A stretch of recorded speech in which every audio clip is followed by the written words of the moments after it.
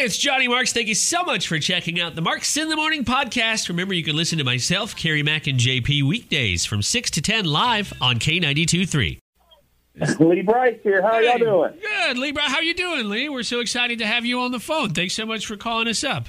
Absolutely, man. We're good day. We're going to do some writing today, I believe, and some work on the studio. And so we're excited about getting back out on the road. No kidding. Yeah. Man, we absolutely cannot wait. We are so excited. First and foremost, we're in Waterloo, Iowa, and your show is, I would say, about 90 minutes away. Dubuque is not too terribly far. Before we get into all the Iowa stuff, man, your last album, Hey World, just came out. I mean, this is pretty much a brand new album, and you actually get to go out on tour to support it, which is sweet.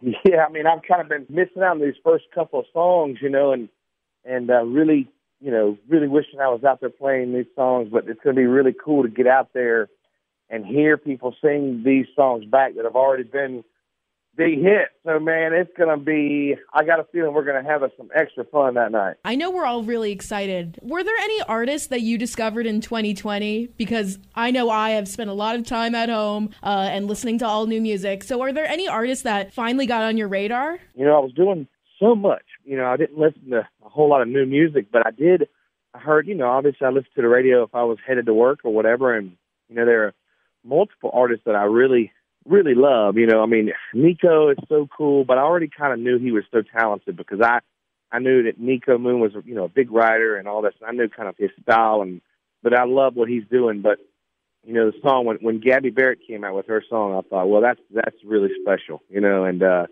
so I was immediately like kind of drawn to her, and I loved her voice, and that song was great. So, that's a couple right off the top of my head that I really love this year. And, it kind of is, I thought about them and thought, having your first big hit and not being able to play the shows and not being able to feel that song rise, it made me feel for the new artists that had went through that. But also, you can't complain about having a hit, even if you can't get out and play them or not. But eventually, she'll be out there, and those new artists will be out there, and they'll be playing. They'll get to see what it feels like to hear those big hit songs sang back to them. When it comes to bonding with their fans, I mean, country stars are second to none. And you've got a Cameo account. And Carrie and I, we were talking about Cameo the other day on the show. Is there any strange request or video that you had to make for somebody that really stuck out to you? I mean,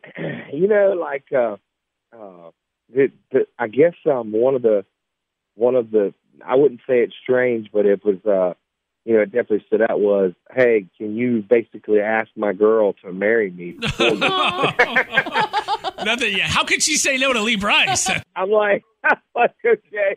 And, but yeah, I love doing that. That's a really cool way to really personally be able to be in a conversation with somebody or connect with them. And, that was a cool thing that came out. But yeah, that was a little, I was like, man, are you sure? I hope it worked out for him. I hope she said yes.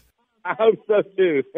Yeah. So we're so happy that you're coming back to Iowa. We're all really pumped for this concert. Are there any places here in Iowa that you've fallen in love with or you just like visiting when you come over? Well, I just love the area as a whole because, like, when I come play anywhere in your area, it's like I grew up in Sumter, South Carolina, and when I come out to see y'all, it feels like I'm going home because the people are so alike. I mean, we're a little bit crazy, and we love to have some beer, and we love our music, and like with a little bit deeper passion than some other places around, And I'm not sure if it's that, it's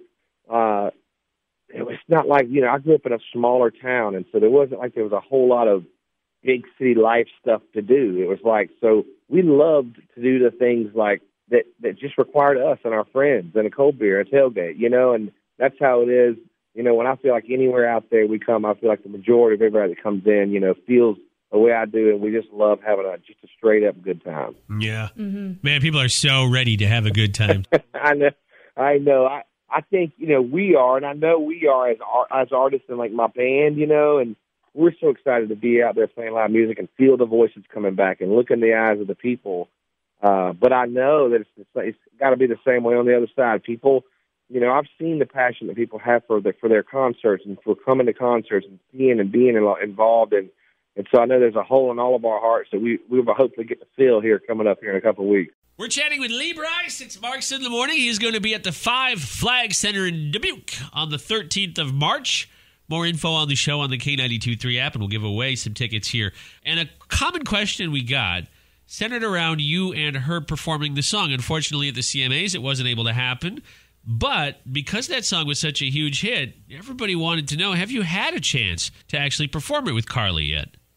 Oh, yeah. I mean, we did it.